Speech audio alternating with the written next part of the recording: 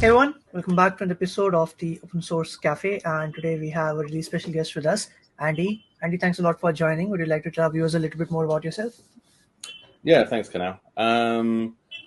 It's great to be here. I'm a long-time self-taught developer, um, major imposter syndrome sufferer, and currently I'm the chief technology officer and co-founder of Civo.com, which is a cloud-native Kubernetes hosting platform where Kanal works, which is how I know him. Amazing, yeah. And if you want to learn more about it, check out the links in the description below. I got some amazing resources for you. You all keep asking me how do we learn Kubernetes and stuff. So yeah, check out Civo Academy, and yeah, let's get started. So this conversation started. Someone in the Slack channel was sharing their experiences with college degrees and stuff, and it's always an interesting conversation because I'm a student right now. I graduate this year. I'm looking forward to it. But when we talk about like breaking into tech, there are millions of developers in the world and everyone has a different story, right? There's no I don't think there's one single path to success. But it's like let's talk about a sub part of the topics that folks often talk about, which is, does like a degree determine one's fate in life? Now obviously it's not a yes or no answer because if I mean obviously we're talking about tech, but if a doctor is operating on me, for example, I would want that doctor to have a degree. Yeah, absolutely. So let's talk about tech. And Andy, what are your thoughts about, let's break it down, breaking into tech, right? So for folks who don't have a degree, for Mhm. example, how can they get started with getting a job? And let's talk about that first. Sure.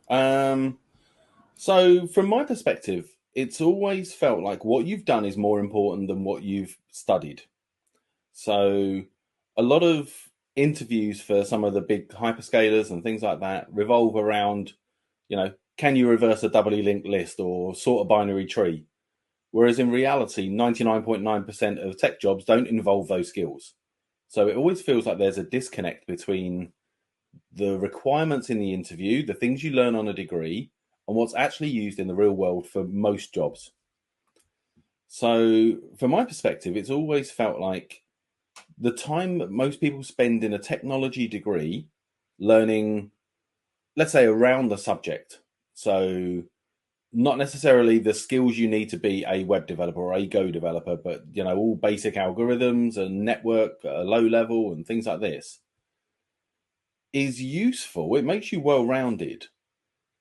But when I'm coming to hire let's say, a developer, I'd rather have someone that spent that same amount of time playing with projects on their own or getting experience in a company doing the things that I need them to be doing. One of the best ways for me is really through people's open source contributions or their own open source projects. So if I can go and look at GitHub and see that you are, responding on open source repos, or I built, JavaScript framework of the day.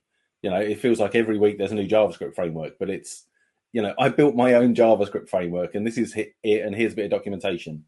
Not expecting anyone to ever use it. You're not trying to get fame and fortune by writing the next hot JavaScript framework, but just I've got experience of building something that's useful, of documenting it, of tracking issues. Those sort of things are real world skills that have value to me as an employer. So rather than, I learned a number of different subjects, most of which are irrelevant to what I as an employer need. And, I worked in a small group on my final year thesis when, as an employer, I don't really know what the candidate has done. I know that they worked with someone and they can talk to me in it about the interview, but I'd much rather go and see I've done this. So that's my kind of overall thoughts. And it's not to say that tech degrees aren't useful, particularly if you're looking at going into a very specialist field. So let's say machine learning, and you happen to get on the right course that is specializing in machine learning, and the course is kept up to date. So maybe that university has a research function in machine learning. That would be valuable experience because then you're learning cutting edge things from the people who are building the cutting edge, and you're going into a very specialized industry. If you're trying to get a job in machine learning and you've done a general computer science degree, you probably spent 3 years learning a lot of things that weren't related to machine learning, and you could have just learned those yourself.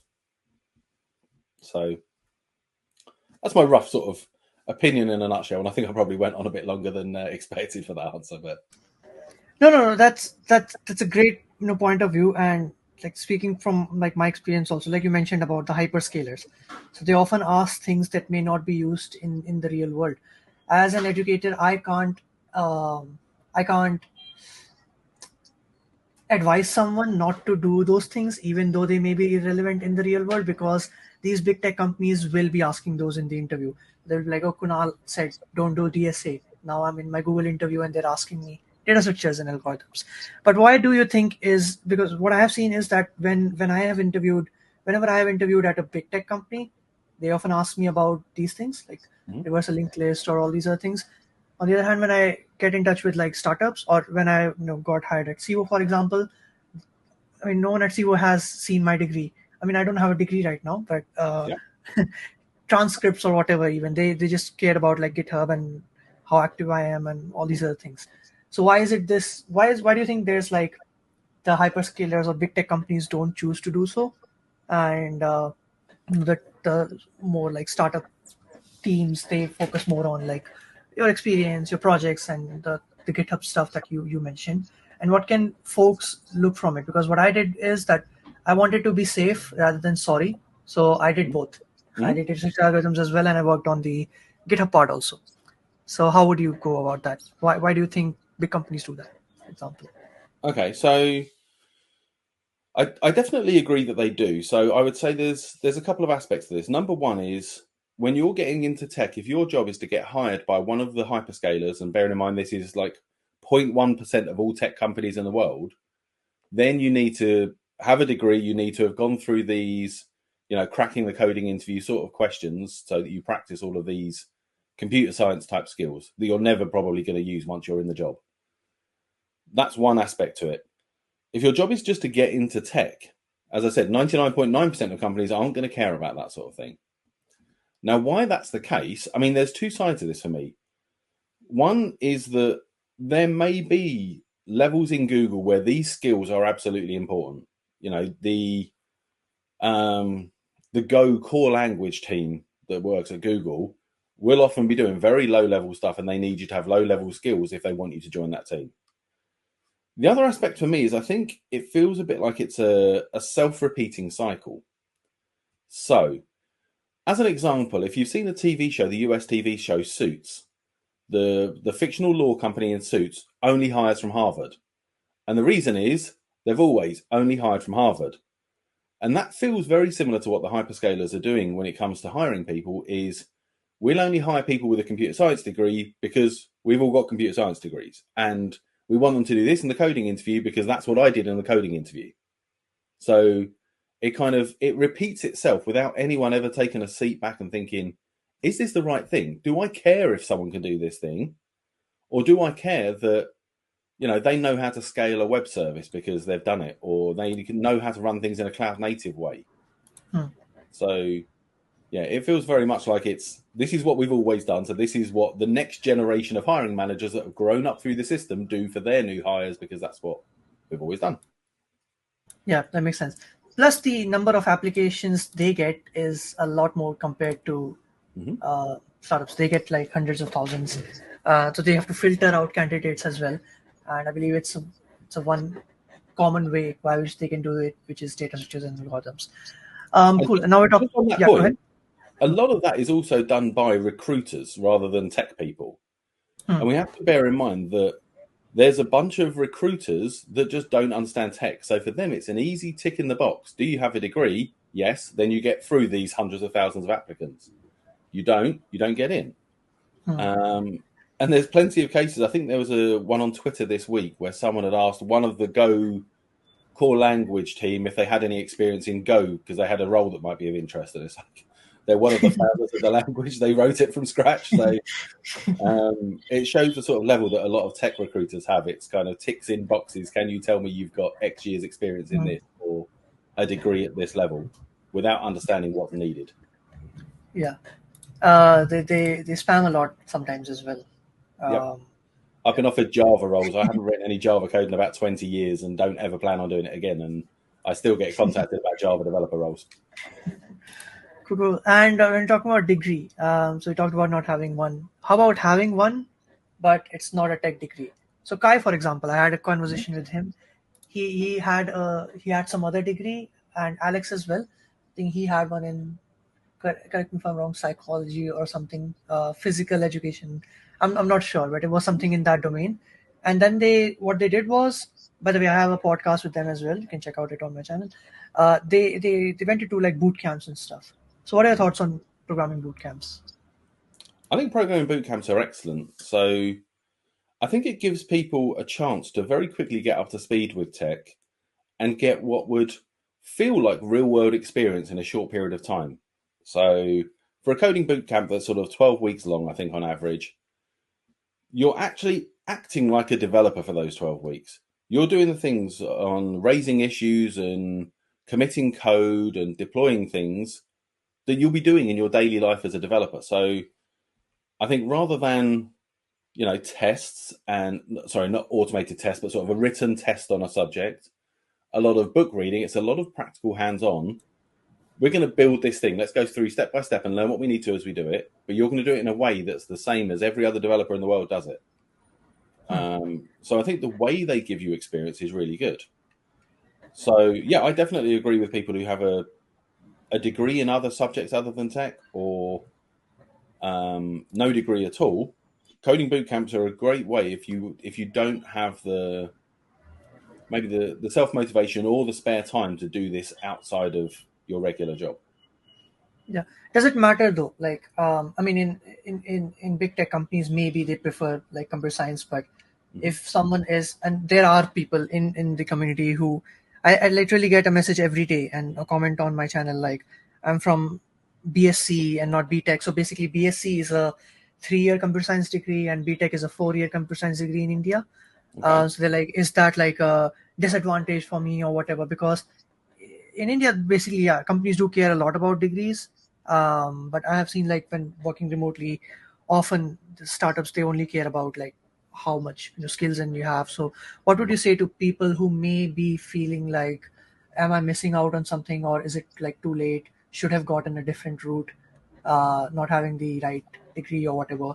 I personally, like let's say you mentioned it previously as well, having skills will solve all these problems. But what are your thoughts on that for folks who may be in this dilemma?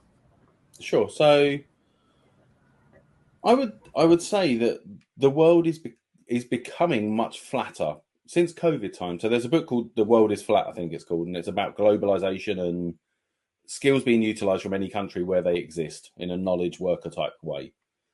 And I think since COVID, that sort of accelerated that progress. So there's lots of companies now hiring properly remotely. So not just you can be remote, but you must be in our country. That's not truly remote. We mean globally remote.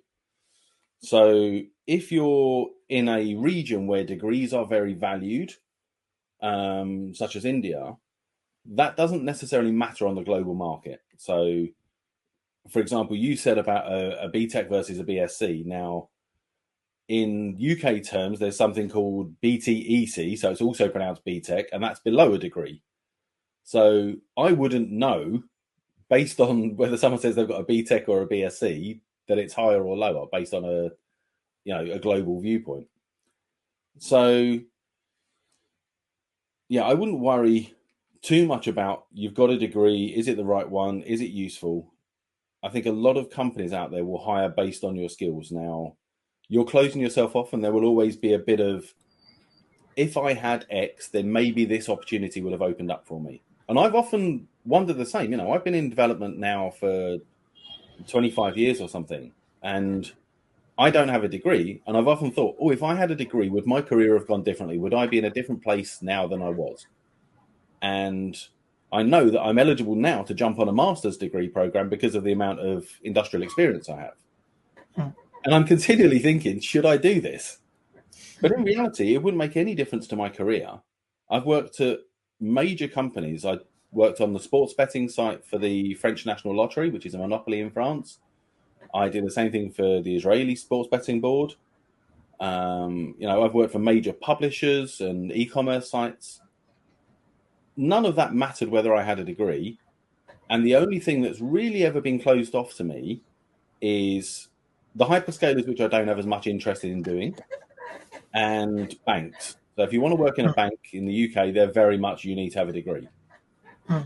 But for losing one industry, I've been able to, bypass the student debt that you have with a degree, the time spent doing it, and get straight out and get industrial experience. So, yeah, I agree with that point. So obviously, any field you may be in, you may always have some limitations somewhere, but you should always focus on what options you have currently. So looking at a global scale can definitely help solve your problems, because if you have the skills, then not.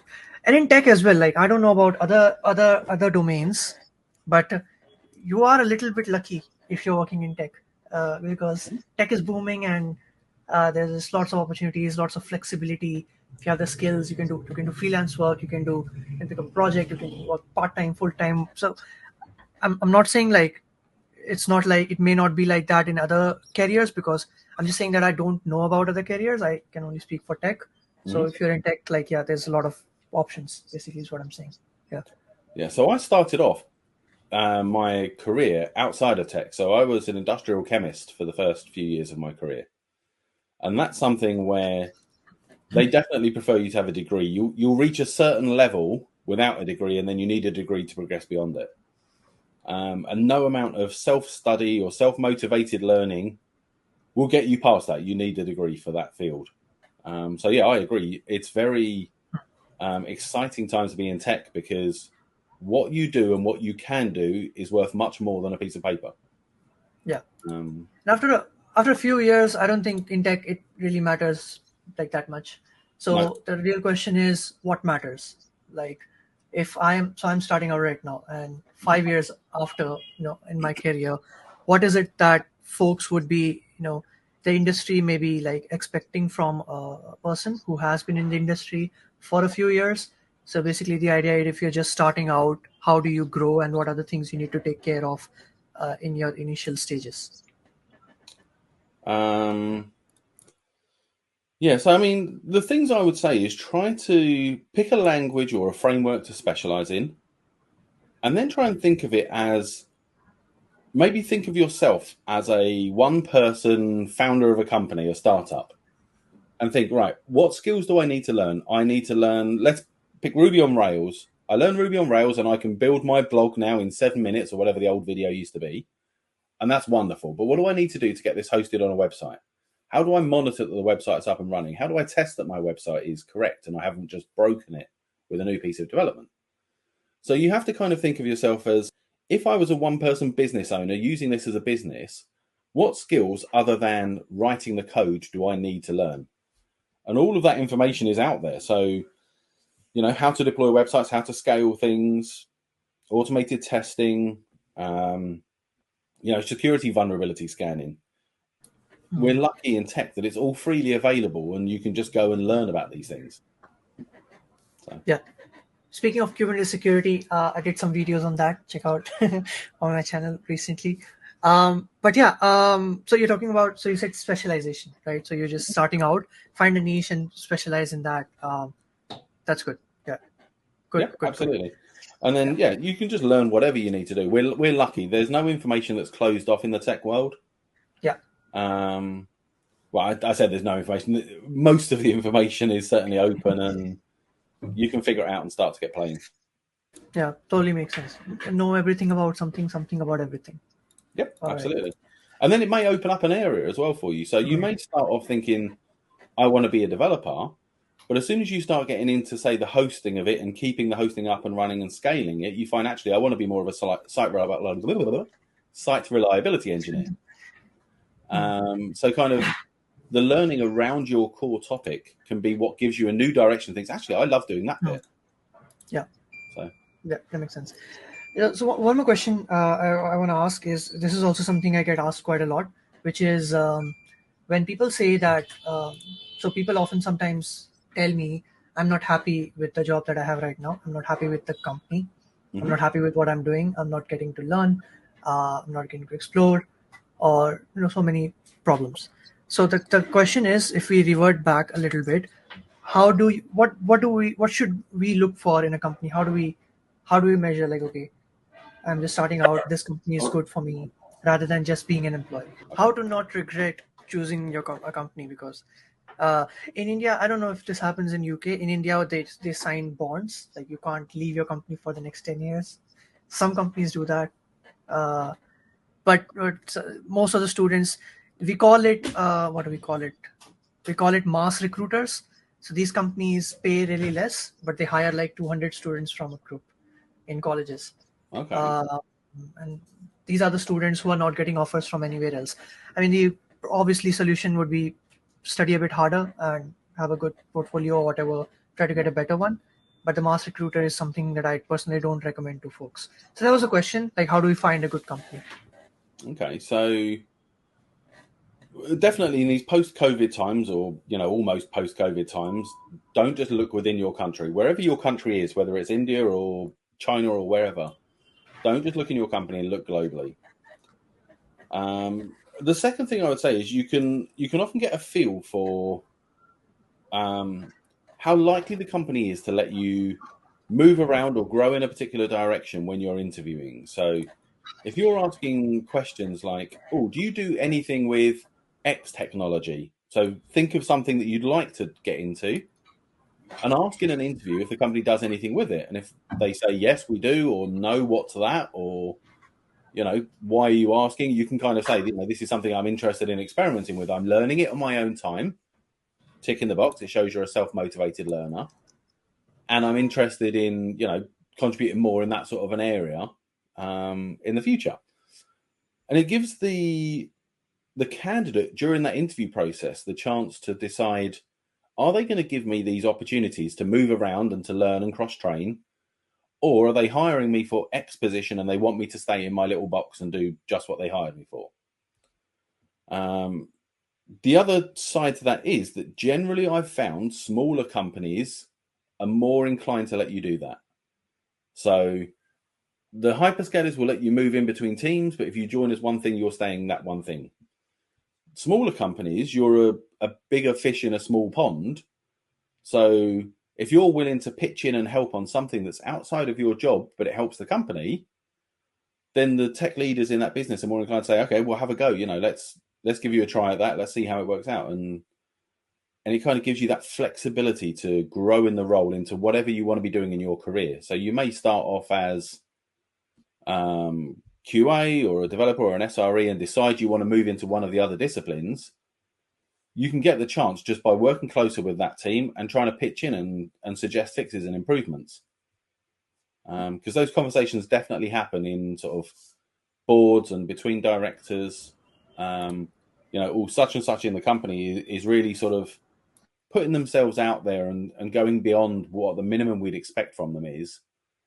Let's try and give them a bit more flexibility in this area and see what they can do. So Yeah, could not agree more. That was like spot on from my experiences as well. The flexibility part that you mentioned, yeah, it's amazing. So yeah, looking globally, mhm. and not being limited to degrees, try to see where you are welcomed. And yeah, those are some great points, Andy. Thanks a lot for sharing. So one last question is about your personal like experiences. How do you hire? Like, what do you look for, and in a candidate, and Mhm. where do you look for candidates, and any last minute tips for folks? Sure. So um, the main thing I look for in candidates is being self motivated.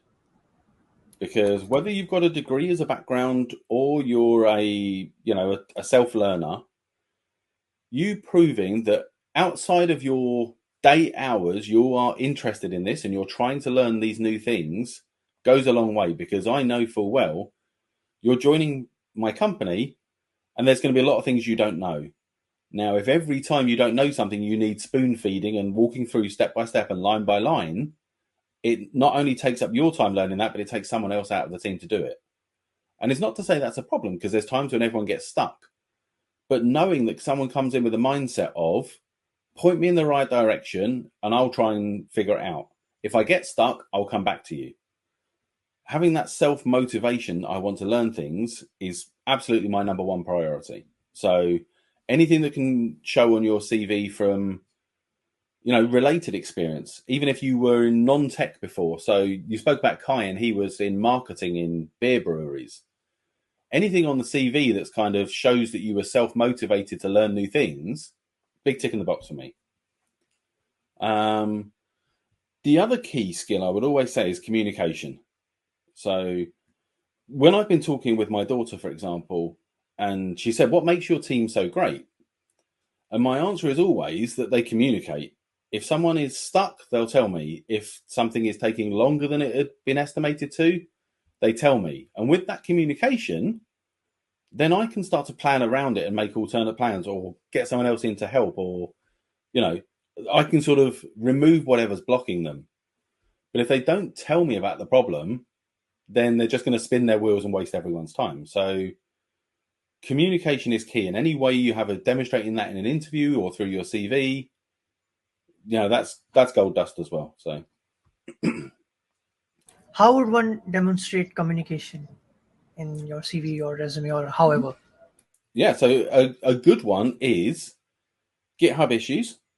So on your own project or on open source projects. So let's give an example. If you have a bug in a project, be it open source or your own, having a clear bug description for the issue, how you've reproduced it, regular updates on the issue, even if it's, I don't know what's broken about this, but I've looked into it further and I found this happens when this happens, and some sort of code snippets or log lines or something. And seeing the issue progress through from, initial report, which is nice, clear and concise, through the analysis phase into, I've tried to delve deep and find out what's going on, and then hopefully at the end to a commit that shows, here's a commit that fixes it, here's some automated tests to prove it's fixed. That sort of thing interviewers do look at. If someone gives me a GitHub repository or their GitHub account, I'm going to be going and looking at their repos, and I'm going to be going and looking at their issues. So that's an easy way. You would be doing the same thing anyway. If you've got your own project on GitHub, somewhere you're going to be tracking a to-do list, and somewhere you're going to be doing the analysis into any issues you find. So all I'm saying is, if you communicate that through GitHub in a public way where I can see it, it ticks a box. It shows me you know how to communicate. And if that was part of a team, the whole team would be communicating in the same way, and that's great. Yeah, communication is definitely key, especially when we're talking about working remotely. Absolutely. It's really crucial. Asynchronous communication is because of time zones. So we at Civo, we have folks from around the world, and we don't ever have a problem with communication because everyone is async. And the other thing is as well, we have a 4-day working week. So one day a week, everyone's off. And it's not always the same day. So you have to get used to the fact that it's not, I will disturb this person right now and get my answer. It's, I'm going to leave a question for someone with as much information to let them keep running on it while I'm off tomorrow. Yeah. Makes sense. Cool. Well, thanks a lot for joining, Andy. I really appreciate you giving the time and sharing your insights. For everyone else who is watching, I hope this was helpful because I asked all the questions that I get from folks. So hopefully you got some insights. And this was just like a little bit of a guidance. All the work you would have to do. Actions, you are the ones who's gonna work with it. No matter how much roadmaps we provide or whatever, you have to work on your GitHub, your skills, talk to people, network, all these other things. But I think it's going to be a fun journey, and just learn on the go. And yeah, that's pretty much about it. Thanks, Andy, for joining, and we'll see you all in the next one. Have a great day. Thanks for having me.